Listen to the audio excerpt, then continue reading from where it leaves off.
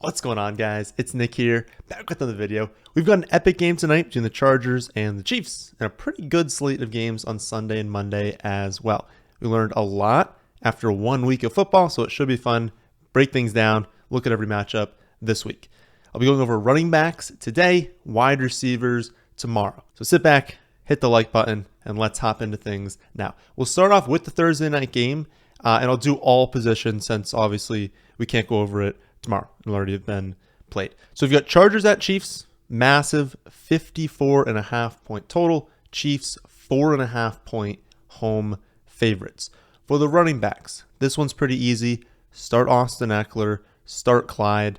No other running back on the Chargers is viable. They've been trying to figure out who the running back 2 is for a long time. Haven't figured that out yet. Just start Austin Eckler. And I think Clyde, he's not like a slam dunk. I mean, I guess it's possible that maybe you went running back, and you've got 2 very clear running backs ahead of him, but he's a great play at running back 2.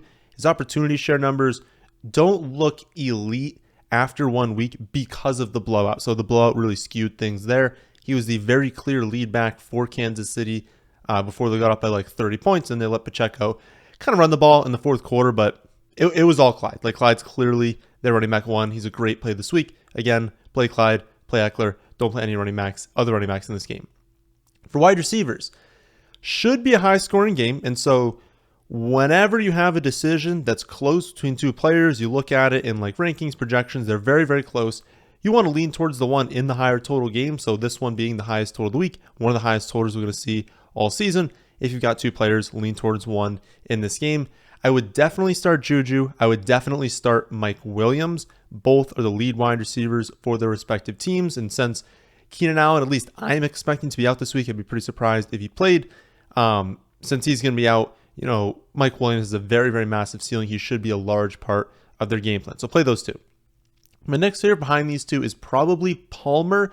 I think he's flex viable, but I'm not expecting him to go out there and get like double-digit targets. Like, I'm expecting around 5 to 7 targets.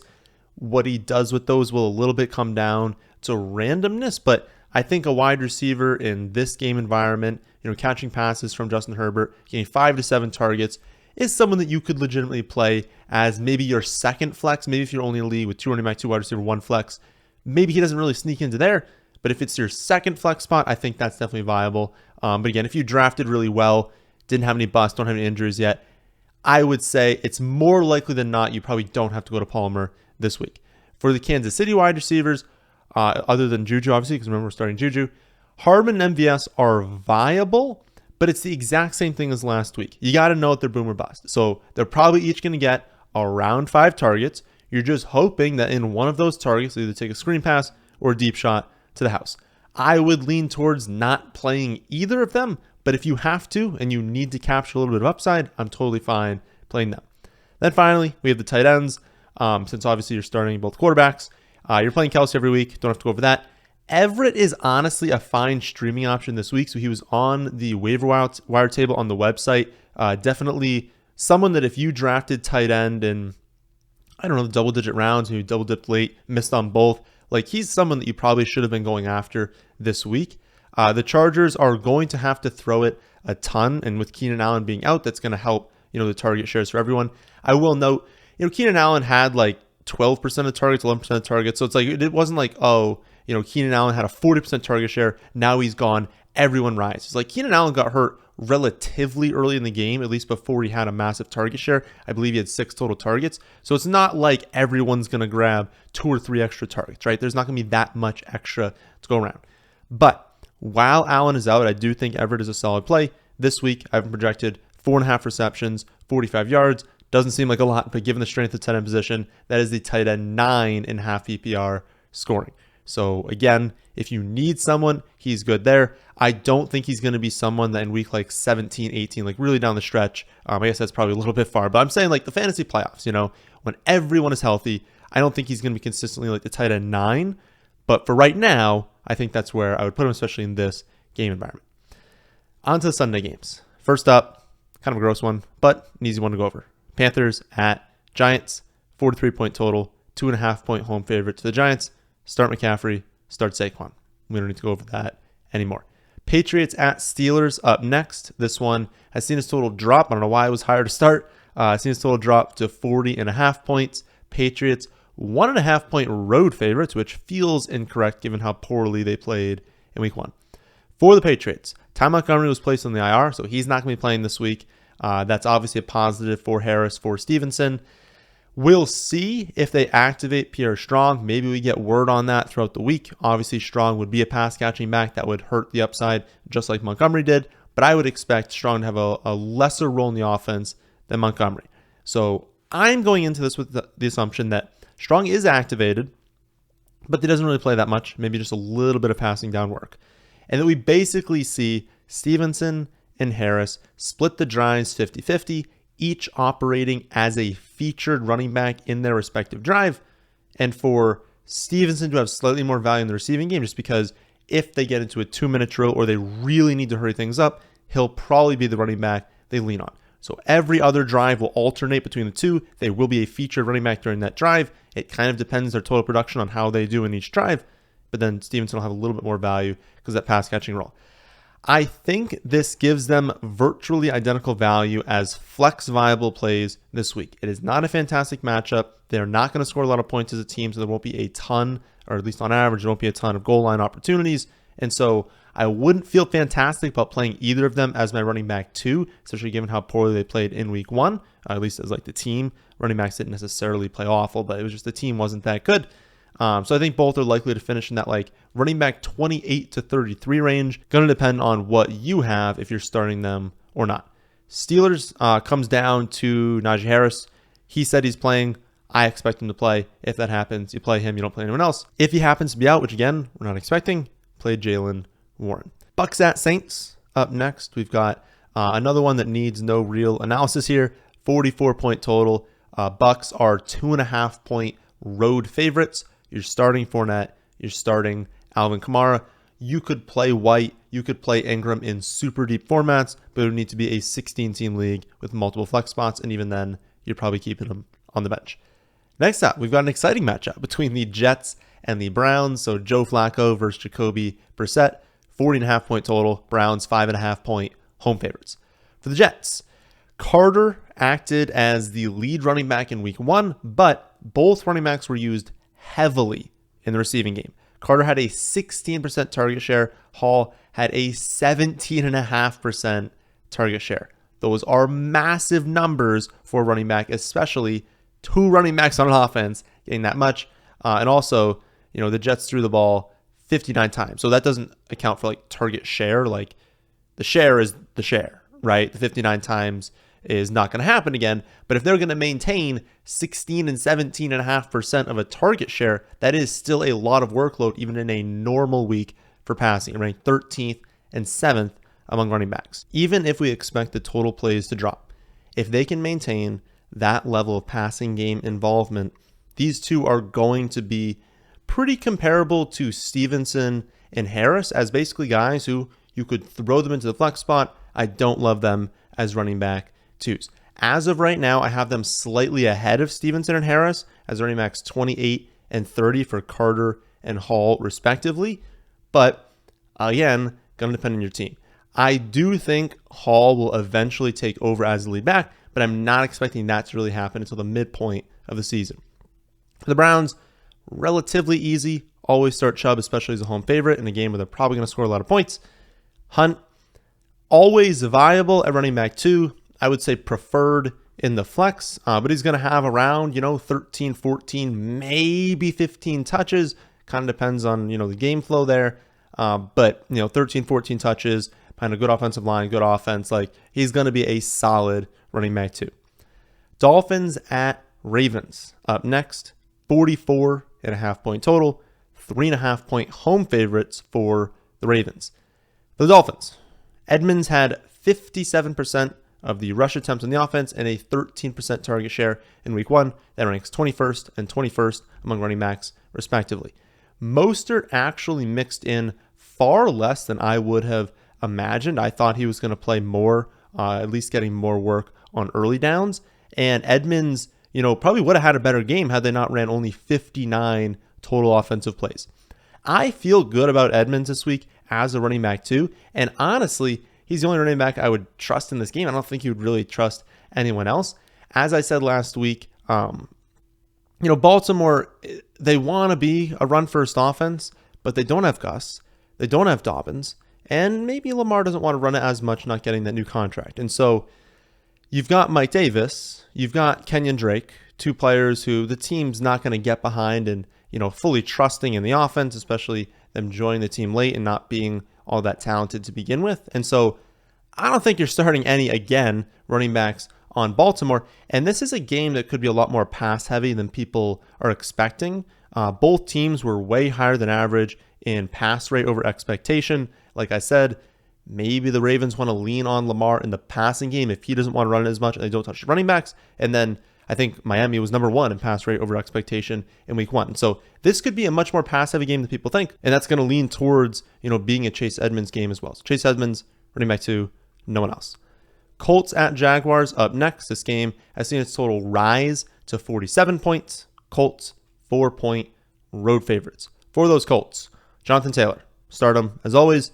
Hines, he was used basically like we thought he would in the receiving game, but he had fewer carries than I expected, which kind of stinks. Because of that, you can't fully trust him even in like the flex. I would say in like a full PPR league, if he's going to get, 3-4 catches, have a decent chance of scoring because the Jaguars defense isn't all that good. They should score a lot of points this week. You could play him. I would say in a standard league, no. In a half PPR league, you can probably do better. So probably just Jonathan Taylor for this one. For the Jaguars, Etienne, he opened the game with a really strong roll.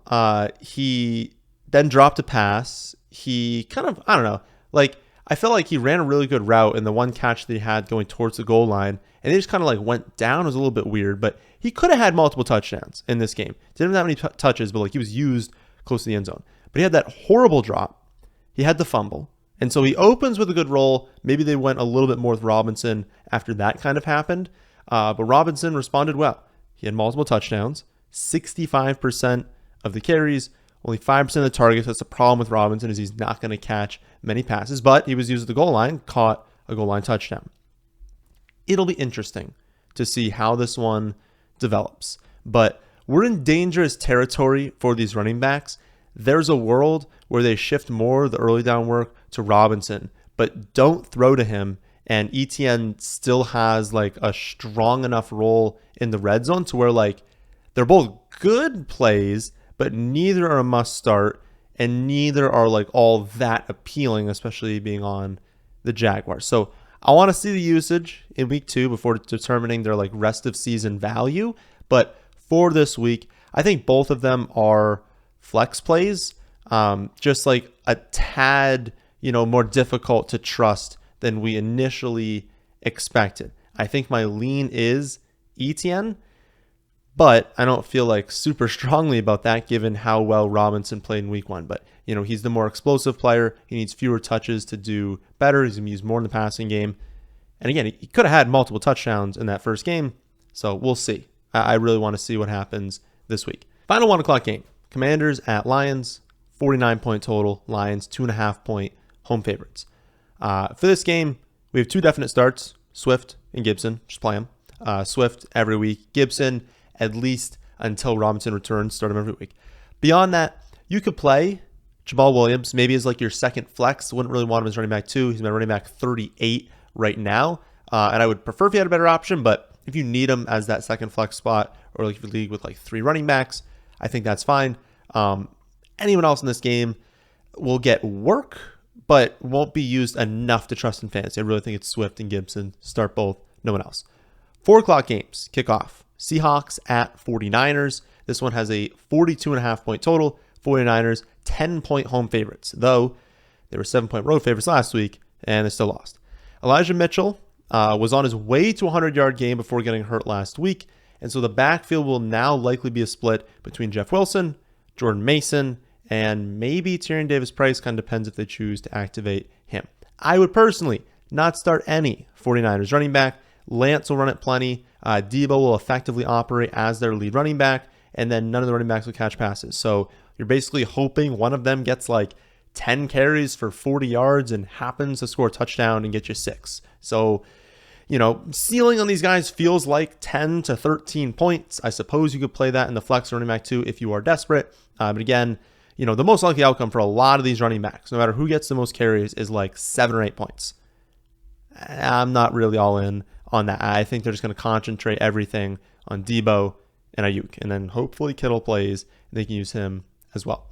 For Seattle, it depends on the final status of Ken Walker, but I think you're starting Penny regardless, though if Walker plays and looks like he's going to get a role, then Penny will be more of a flex play. If Walker's out, I think you're definitely starting Penny as running back too. Both scenarios, I wouldn't start Walker even if he plays because it's his first week coming off injury. That would make no sense to do. And then Homer, you couldn't start him before, so you're not going to start him now. Next up, Falcons at Rams, 47.5 point total, 10.5 point home favorites for the Rams. Vegas expecting a big bounce back this week. For the Falcons, Damian Williams got hurt after 2 carries, so that opened the door for Patterson to see 25 touches. Obviously not something they want to happen every week. He will break down if he gets 25 touches every game. Williams expected back, though, this week. Though if that ends up not happening, they could just activate Algier. Algier was inactive for this game because they weren't expecting Damian Williams to get hurt after 2 plays. But whatever happens, if Williams is back, he'll take carries. If Williams is out, Algier will take carries. At the Rams, brutal spot to play, especially after being embarrassed in week 1. I think the Rams are going to come out very upset this week. They've had plenty of time to rest. They've had plenty of time to game plan. You got to think the Rams are going to look good this week.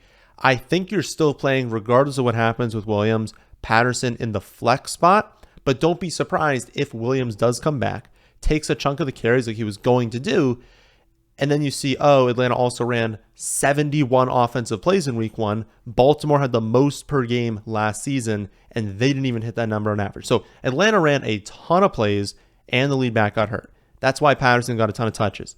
If you dial back the plays, make them less efficient at the Rams, and you bring back the running back 1, obviously we're going to see fewer touches for Patterson. So he's not going to have nothing. I have him for 13 carries, 3.5 receptions, so around 16, 17 touches, but it's not going to be 25 again because they'll activate other running backs. For the Rams, Akers had 3 touches on 12 snaps. Henderson had 18 touches on 55 snaps. And Henderson had the highest snap share of any running back in week 1.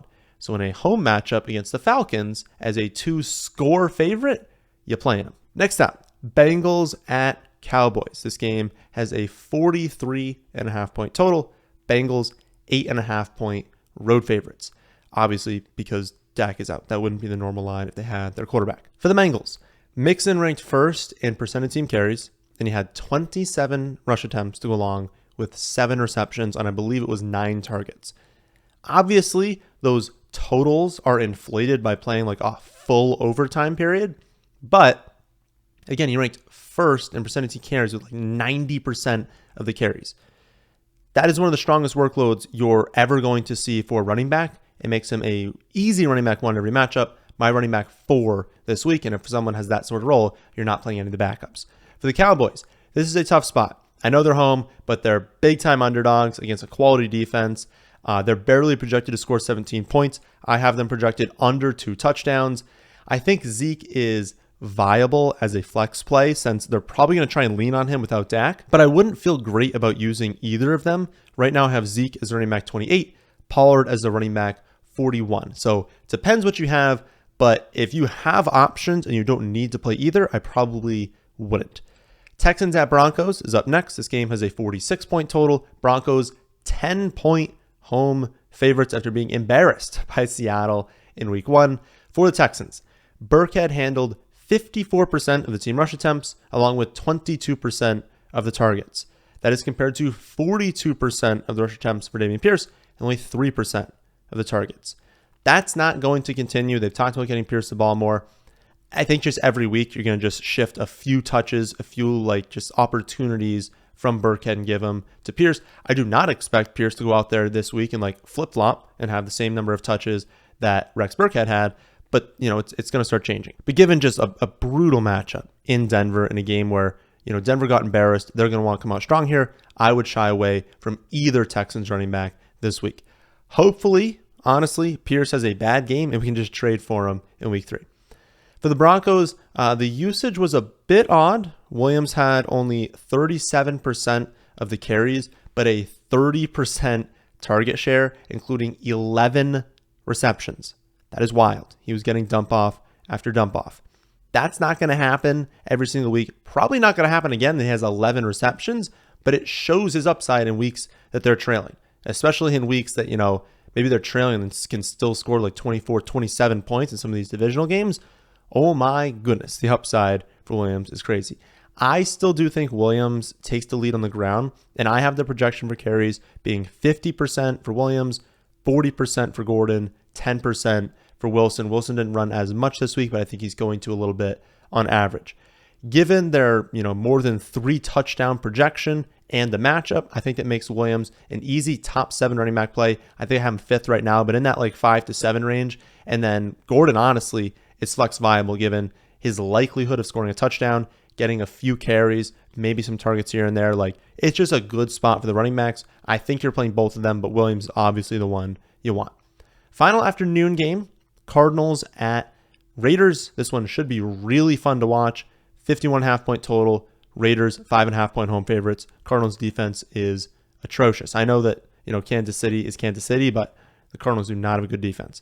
For the Cardinals, Connor was effectively a featured running back before the game blew out. We got confirmation that Eno's the backup. Obviously, you can't start him, but that's really good to know. Connor is honestly going to be like a low-end running back 1 until Rondale Moore and Hopkins are both back. The targets are just going to be there. They have no, I don't want to say they have no talent because they have Marquise Brown, but they have no like reliable talent behind him and like Ertz. I guess you could call Ertz a little bit of reliable talent, but they don't have a lot to throw to. And so Connor's going to have a massive target share. Then Rondale's going to come back. Then Hopkins is going to come back, and that's going to really hurt his value. But for right now, for the next like month and a half, you're just starting James Conner every week. For the Raiders, this is a phenomenal spot, but an awful rotation. Like, Jacobs is the only one that you really want to be considering, obviously. And I do think you can play him as a running back too, just given how good of a matchup it is. But know that he's not going to be getting any targets in the system. And so if they keep not using White, well, then he'll be a running back too.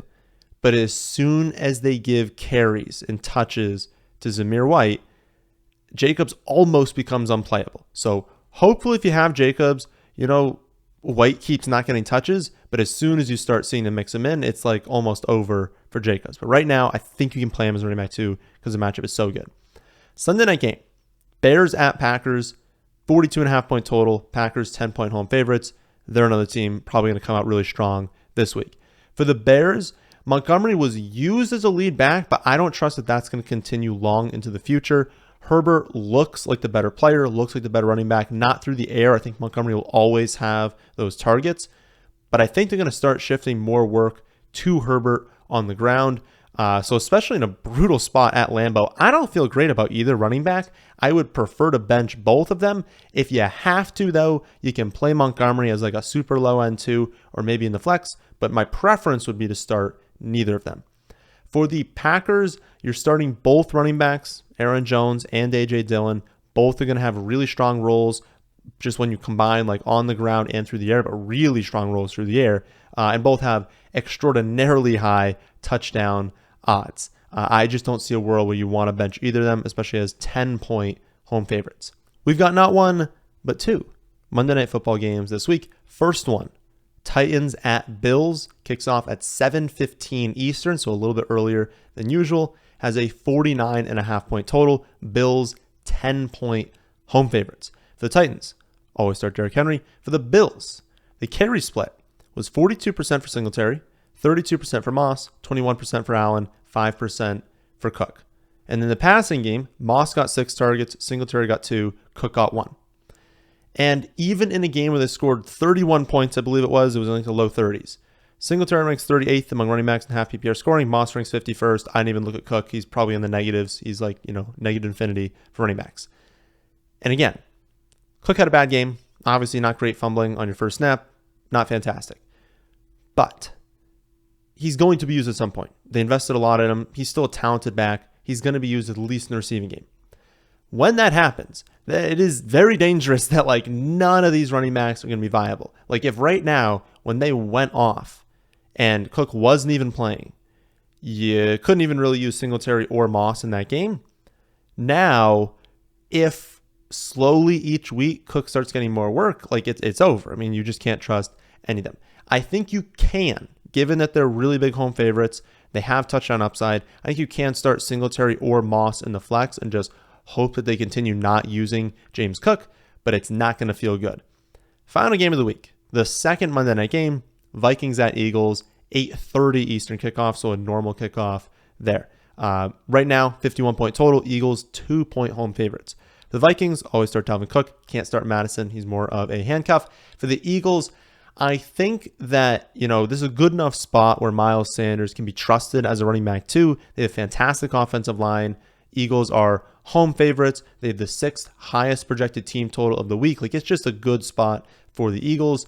I don't think that I would start any other Eagles running back though. Like, Gainwell is the only one you can consider, and he'll have a role. He'll have receptions, have touchdown upside, but in a normal game script, I think last week was a little bit weird where the Eagles got so far ahead and then they kind of shifted to some other running backs, and then Lions started coming back. It was just like a little bit of a weird game.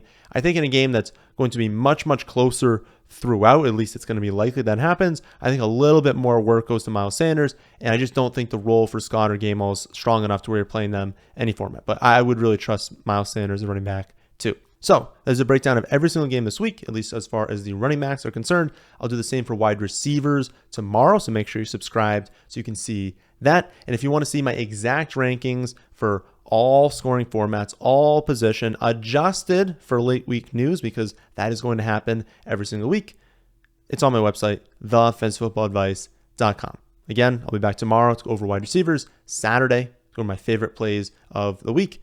But that, my friends, is the end of this one. Hope you all enjoyed. If you did, how about hitting the like button, and how about subscribing to the channel if you're new here? Thanks for watching.